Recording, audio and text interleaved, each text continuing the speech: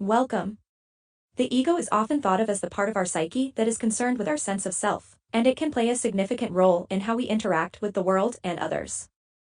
But have you ever stopped to think about how your ego might be hindering your ability to love or be loved?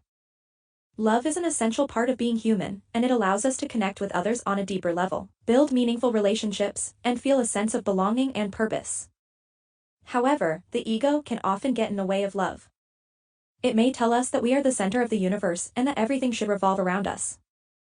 This self-centered perspective can lead us to act selfishly, prioritizing our own needs and desires above those of others. And while this may bring temporary satisfaction, in the long run, it can destroy our ability to love and be loved.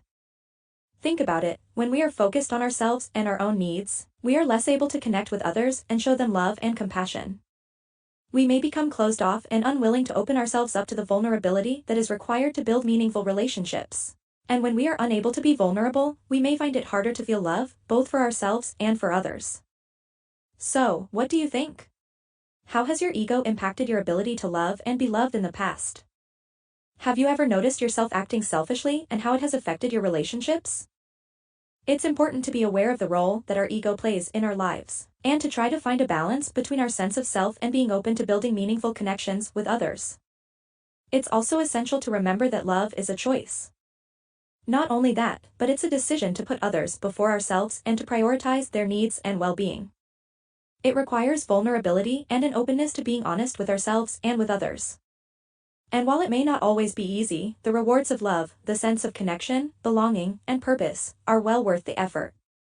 So, as you reflect on your own relationships and the role that your ego plays in them, consider how you can choose love more often.